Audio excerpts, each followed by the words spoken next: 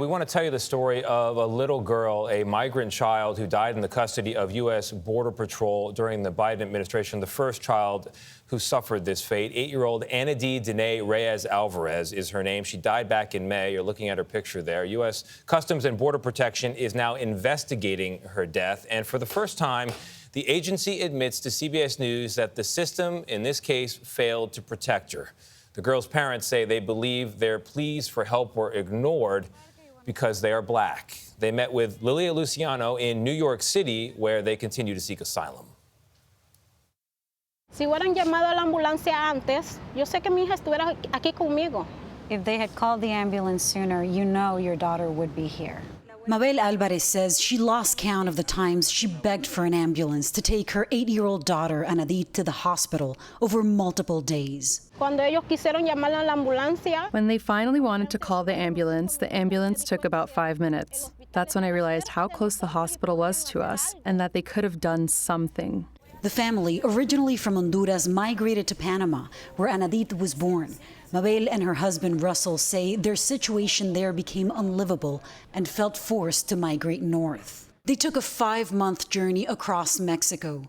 Russell says they were trying to avoid all dangers along the way to keep their 3 children happy and safe. The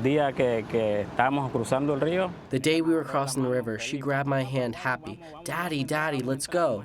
Let's go to Grandma. She's going to buy me a doll. He says when they crossed the border into Brownsville, Texas, they thought they were finally somewhere safe. The problem was crossing and being in Texas. The Border Patrol there was our nightmare. The 5 went to a U.S. detention center in Donna, Texas, where Anadie got sick and tested positive for the flu. They were then moved to a Border Patrol station in Harlingen, Texas, for isolation. había otros niños There were other sick kids there y muy frío. and very cold, Eso le so that made her get worse. Preliminary U.S. Customs and Border Protection findings confirmed that the family repeatedly requested medical attention, including an ambulance for Anadie, who suffered from sickle cell anemia and had a heart condition. Mabel says she had the paperwork to prove her daughter's medical issues and showed them to officials. Él se paró enfrente de mi hija y le dijo, A patrol agent didn't believe me. He stood in front of my daughter and told her, "Tell me how you can't breathe, because a girl that can't breathe would be passing out, and you're not passing out. You're fine," he told my daughter. y mi hija le dijo, yo And my daughter said, "I'm getting a little strength just to explain I can't breathe, not in my mouth nor my nose." And he told her, "You're fine." The preliminary findings also found the family requested medical attention at least 9 times. A nurse contractor denied at least 3 requests to call an ambulance and also didn't properly record medical visits. And the cameras at the facility were not working. It also found officials failed to consult an on-call pediatrician. The day Anadie died, Mabel says she knocked on the infirmary's door many times. me decían que no. They told me no. They wouldn't call an ambulance until she passed out, not before. The last time Mabel went to seek medical help for her daughter, she was turned away. And before getting back to her cell, Anadie had a seizure and collapsed. Russell saw it all happen. I looked at my daughter and I said to myself, my daughter is saying, "Daddy, I can't go on. They killed me. I can't go on." En su mirada, The look in her eyes. She just looked at me and she was gone. She was sick and I told her, "Baby, there's your daddy. Look at him." yo le dije, y los doctores me estaban viendo. The doctors were looking at me and said, "What happened?" I told them, "You've already killed my daughter." A CBP official concedes the system failed her, saying, quote, "There were many parts of the system that did not function as designed to protect Anadie." That official says reforms are underway to ensure those errors don't occur again. Ellos se sentían mejor que mí. They felt superior to me, as though I'm black and you're white. I was discriminated the whole time. Gerlin Joseph founded the Haitian Bridge Alliance, an organization focusing on helping people of African descent at the U.S.-Mexico border. When it comes to black people, when it comes to little black girls and little black boys, it's not the same compassion.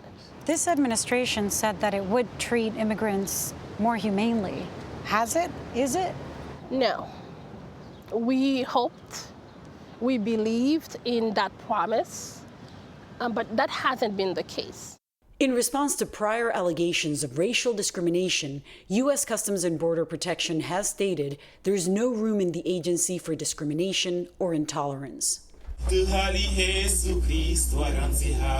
duro todavía para mí. It's still difficult for me. I miss her at night. I remember her as a loving child. Ella soñaba She dreamed of so many things. She had big dreams for herself. On Tuesday, an independent court order to review cited Anadit's death as a preventable tragedy that raised, quote, profound concerns. Mabel and Russell told me that despite feeling so helpless and humiliated then, they get the strength to keep fighting just thinking about any other parent having to go through what they have been going through. It's a really powerful interview, Lilia. Thank you for bringing it to us. The Customs and Border is saying that they failed in this case. There's also the larger failing of a system that doesn't have the resources to provide for the number of people who are coming and requesting asylum here as they are legally able to do in the U.S. I can understand their frustration. Those parents came here for a life dreaming of something, and they lost a big chunk of their life, their daughter, in the process. And they did everything right. You said they followed all the rules. They did everything right. They tried to make the journey, which is what just raised the hairs on my skin. How, having interviewed so many people who take that journey and go through so much danger, the parents told me we try to make it fun for them. We took them to zoos, to parks. We tried to do everything right. Yeah. Lilia, thank you.